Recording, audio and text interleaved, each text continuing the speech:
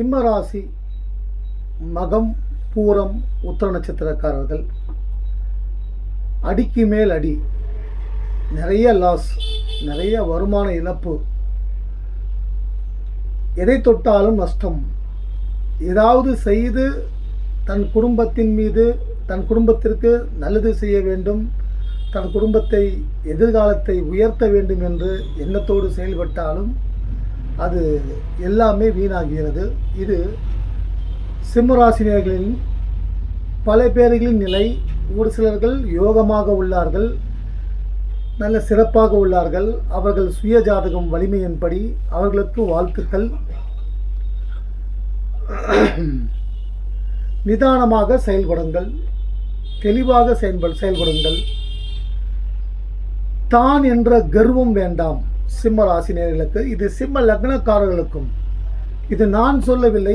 பல சிம்ம ராசி நேயர்களின் குடும்பத்தில் இருக்கவங்க, அவங்க மனைவி, கணவர்கள், என் மனைவி ரொம்ப திமிர் பிடிச்சவங்க, கர்வம் பிடிச்சவங்க, ரொம்ப நேர்மையான ஆள், ஆனால் கர்வம் பிடிச்சவங்க. என் தம்பி ரொம்ப கர்வம் பிடிச்சவன், எங்கள் அண்ணன் ரொம்ப கர்வம் பிடிச்சவன், இப்படி என் மகள் ரொம்ப கர்வம் பிடிச்சவன் அப்படின்னு சொல்லுவாங்க.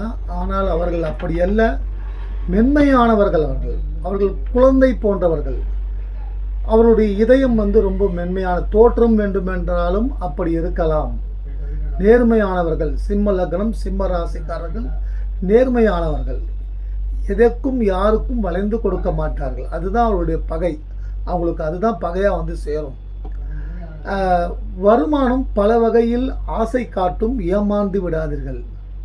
நேரம் சரியில்லை என்றால்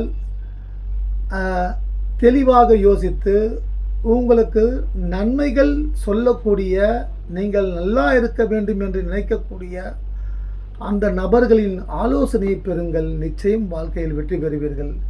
தற்போது கிரகநிலைகள் பார்த்தீங்கன்னா, ராசியில் கேது என்ற பாம்பு டிசம்பர் 2026 டிசம்பர் மாதம் 6ஆம் தேதி வரை அந்த பாம்பு உங்களை கொத்திக்கொண்டே இருக்கும். கவனமாக இருங்க. அதற்கு நீங்கள் பலிகடா ஆகிவிடாதீர்கள். நிச்சயம் நீங்கள் அடுத்த வருஷத்துக்கு மேலே நீங்கள் ஜொலிக்க போகிறீங்க. நிறைய நல்ல மாற்றங்கள் உருவாக போகிறது. உங்கள் முயற்சிகளுக்கு நிச்சயம் நீங்கள் எந்த லக்னக்காரர்களாக இருந்தாலும் சிம்மராசினியர்கள், உங்கள் முயற்சிகளுக்கு சனீஸ்வர பகவான் நன்மையே செய்வார். முயற்சிகளை தொடருங்கள், விடாமுயற்சியை தொடருங்கள். அதுக்குன்னு ஒன்று கெட்டு போச்சு, ஒன்று தவறான வழியில் போயிட்டு அதையே முயற்சி பண்ணியிருந்தால் முட்டாள்தனமாக வீணாகி விடுவீர்கள். உங்களால் மற்றவர்களுக்கு பாதிப்பு வரக்கூடாது அப்படின்ற ஒரு கவனம் நீங்கள் அதிகமாக வச்சுருப்பீங்க. உங்களுடைய எதிர்காலம் நல்லா இருக்க வேண்டும் என்று யோசனை செய்து தெளிவாக செயல்படுங்கள். நிச்சயம் நீங்கள் வெற்றி பெறுவீர்கள். மக நட்சத்திரக்காரர்கள் பிள்ளையாரை வழிபடுங்கள். கடவுள் நம்பிக்கை அதிகமாக கொள்வதன் மூலம் உங்கள் மனம் சுத்தமாகும், உங்கள் எண்ணங்கள் சுத்தமாகும், உங்கள் செயல்பாடுகள் வெற்றி பெறும். பிள்ளையாரை வழிபடுவது, கேது ஜென்மத்தில் அமர்ந்திருப்பதால் உங்கள் ராசிக்கு உங்களுடைய நட்சத்திரத்திற்கு அதிபதி கேது. மக நட்சத்திரக்காரர்கள் கேது பகவானை வழிபடுவது, திருக்காளஹஸ்தி ஒரு முறை சென்று பரிகாரம் செய்துவிட்டு வருவது, அதாவது கோயிலில் சென்று அங்கு நிதானமாக கடவுளை வழிபடுவது. கடவுளை அதாவது சும்மா கையெடுத்து கும்பிட்டா போதாது, மனசை கடவுளை உங்களுடைய இதயத்துக்குள்ளே வர வச்சு அவர்கள்ட்ட பேசி, எனக்கு நல்ல வழிகாட்டு, எனக்கு திருமணம் ஆகலை, எனக்கு 33 வயசு ஆச்சு, திருமணம் ஆகலை, இல்லை எனக்கு நான் செய்கிற தொழில் எல்லாமே தோல்வி அடைஞ்சு போகுது, நிறைய கடன் இருக்குது, இந்த கடன் மாறணும், என்னுடைய நிறுவனம் செயல்படவில்லை, என்ன முயற்சி, இதே நிறுவனம் ஒரு 3 ஆண்டுகளுக்கு முன்பு சிறப்பாக செயல்பட்டது, அதே குவாலிட்டியை தான் நாங்கள் கொடுக்கணும், ஆனால் நிறுவனம் அப்படியே டல்லாகி ரொம்ப கீழ்த்தரமாக போகுது, அவமானங்கள் நெருங்குது, கணவன் மனைவி உறவில் சிக்கல்கள், உடல் ஆரோக்கியம் சரியில்லை என்று பல பேர்களுக்கு பலவிதமான நிலைகள் வந்திருக்கலாம்.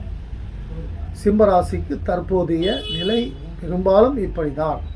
என்னுடைய அனுபவத்தின் மீது என்னிடம் ஜாதகம் பார்க்க வருபவர்கள் பல பேர்கள் அவர்களுடைய ஜாதகம் பார்த்து அவர்களுடைய நிலையை வைத்துத்தான் ஒரே ஒருத்தரை வச்சு நான் சொல்லலை. பல பேர்கள் அதில் 100ல் ஒரு 30 பேர் ஓஹோன்னு இருக்காங்க. சிம்மராசிக்காரர்கள் ஜெயிக்க பிறந்தவர்கள், அப்படியே மேலே மேலே மேலே வீடு வாங்கிட்டு இருக்காங்க, புகழ் வருது. அவங்க இருக்கும் துறையில் எந்த துறையில் வேலை செய்கிறாங்களோ அந்த துறையில் ஜொலிக்கிறாங்க. நான் அதையும் பார்க்குறேன். அதுக்கு காரணம் ஜாதகம், அவர்கள் ஜாதகம் வலிமை பெற்றிருந்தால். அடுத்து பூர நட்சத்திரக்காரர்கள், பூரம் சுக்கிரனின் ஆதிக்கம் கொண்டது, லட்சுமி கடாட்சம் நிறைந்தவர்கள். நீங்கள் பிறந்திருக்கும் பொழுது உங்கள் தாய் தந்தையருக்கு உயர்வை கொடுத்து விட்டு வருவீர்கள். பூர நட்சத்திரத்திலேயோ பூராட நட்சத்திரத்திலேயோ பரணி நட்சத்திரத்திலேயோ ஒருத்தர் பிறந்தாங்கன்னா அந்த வீட்டில் நிம்மதி, சந்தோஷம், பொருளாதார வளர்ச்சி, பணமழை பொழியும். பூர நட்சத்திரக்காரர்கள் மகாலட்சுமியை வழிபடுங்கள், லட்சுமி நரசிம்மரை வழிபடுங்கள். சிம்மராசினியர்கள், சிம்ம லக்னக்காரர்கள் லட்சுமி நரசிம்மரை வழிபட்டால் தனக்குள் இருக்கும் கெட்டது விலகும், தெளிவான சிந்தனை பிறக்கும், யோகம் உண்டாகும், வெற்றிகளை தரும். தற்போது இருக்கக்கூடிய கிரகநிலைகள், ஜென்மத்தில் கேது, ஜென்மத்தில் எந்த கிரகம் வந்தாலும் ஒரு வழி பண்ணிட்டு போயிடும். அதனால் கவனமாக இருங்க. நீங்கள் தெளிவாக சிந்தனை வேறு செஞ்சீங்கன்னா வெற்றி பெறுவீங்க. சுக்கிரன் 3ஆம் இடத்தில், சுக்கிரன் 4ல் சுகஸ்தானத்தில், உங்கள் ராசிக்கு அதிபதி சுகஸ்தானத்தில் குரு பார்வை பெறுவது நிறைய நன்மைகள். ராசிக்கு அதிபதி குரு பார்வை பெறுகிறார். இந்த ஒரு பார்வை உங்களுக்கு வெற்றிகளை கொடுக்கும். தொடர்ந்து முயற்சிகளை, தவறான பாதையில் முயற்சிகளை தொடாதீர்கள். தவறான நண்பர்களை தேர்ந்தெடுக்காதீர்கள். நல்ல நண்பர்களை, பெண்களாக இருந்தாலும் ஆண்களாக இருந்தாலும் வயதில் மூத்தவர்களாக இருந்தாலும் நல்ல நண்பர்களை, நல்ல பெண்களை, நல்ல பெண் நண்பர்களை தேர்ந்தெடுங்கள். நல்ல நண்பர்களை தேர்ந்தெடுங்கள். நீங்கள் நல்லா இருக்கணும்னு நினைக்கிறவங்களை தேர்ந்தெடுங்க, அது உங்களை உயர்த்தும். அடுத்து பார்த்தீங்கன்னா சந்திர பகவான் சுகஸ்தானத்தில், சூரியன் சுகஸ்தானத்தில், செவ்வாய் யோகாதிபதி, அவரே சுகஸ்தானாதிபதி, அவரு குருமங்கலம் யோகம் உண்டு. இது பலமாக இருக்கிறவங்களுக்கு இப்போது வீடு வாங்கக்கூடிய நிலைகள் நிச்சயம் நடக்கும். வீடு விற்று பெரிய வீடு வாங்குவீங்க, இல்லை பெரிய பிஸ்னஸ், நீங்கள் ஃபாரின் போகக்கூடிய வாய்ப்புகள் உங்களுக்கு அதிகம் உண்டு. பெரிய பிஸ்னஸ் நீங்கள் அபிவிருத்தி செய்யக்கூடிய, டெவலப்மெண்ட், இம்ப்ரூவ்மெண்ட் செய்யக்கூடிய வாய்ப்புகள் எல்லாம் இப்பொழுது கிட்டும். புதன் மாணவ மாணவிகளுக்கு அற்புதமான காலகட்டம். மீண்டும் சொல்கிறேன், நல்ல நண்பர்களை தேர்ந்தெடுங்கள். படிக்கின்ற நண்பர்களை தேர்ந்தெடுத்து அவர்களை தொடர்பு வைத்துக் கொண்டால் உங்கள் வாழ்க்கை ஜொலிக்கும். அடுத்து 7ல் ராகு, அதாவது ராசியில் கேது, 7ஆம் இடத்துல கலத்திர ஸ்தானத்தில், மனைவி ஸ்தானத்தில் ராகு. 2 பாம்புகள் உங்களை கபலீகரம் செய்து கொண்டிருக்கிறது. ராகு கேதுவிற்கு தீபம் ஏற்றி வழிபடுவதன் மூலமாகவும், இந்த ராகு கேதுவின் மூலமாக உங்களுக்கு கெட்டது வராமல் இருக்க துர்க்கை அம்மனை வழிபட்டால் ராகு கேது மூலமாக நன்மைகள் நடக்கும். அடுத்து 10ல் ஒரு பாவியாக இருக்க வேண்டும் என்று சொல்வார்கள். சனீஸ்வர பகவான் நீதிமான், நேர்மையாளர், உலகத்தின் பிரபஞ்சத்தின் நீதிபதி. அவர் அமர்ந்திருக்கிறாரு, குரு பார்வை பெற்றுக் கொண்டிருக்கிறார். நிறைய நன்மைகள் ஏற்படும். சிம்மராசி ஜெயிக்க பிறந்தவர்கள், தப்பான வழிகளில் உங்கள் எண்ணங்களையும் சிந்தனைகளையும் செயல்பட்டால் உங்கள் குடும்பமே வீணாகி போய்விடும். உங்களால் உங்கள் குடும்பத்திற்கே பாதிப்பு ஏற்படும். அதனால் எது சரியோ, எது 4 பேர் சொல்கிறாங்களோ நல்லதை செய்யுங்க. வெற்றி உண்டாகும், பதவி உயர்வு உண்டாக, குழந்தை பாக்கியம் உண்டாக, திருமணமாக, நவகிரகத்தில் இருக்கக்கூடிய குரு பகவானை வழிபடுங்கள். வெளியூர் செல்ல முடியவில்லை, அதற்கான முயற்சிகளை நான் பலமுறை செய்துவிட்டேன் என்று நினைத்திருந்தால் குரு பகவானை வழிபடுங்கள். நிறைய நல்ல மாற்றம் உண்டாகும். உங்கள் ராசிக்கு அதிக நன்மைகளை செய்யக்கூடியவர் தன லாபாதிபதி புதன் வழிபாடு. நவகிரகத்தில் இருக்கக்கூடிய புதன் பகவானையும் வாரம் சனிக்கிழமை பெருமாளை வழிபட்டால் உங்கள் வாழ்க்கை ஒளிமயமாக மாறும். நீங்கள் கொடுத்து வரும் அன்பிற்கும் ஆதரவுக்கும் நன்றி. வணக்கம்.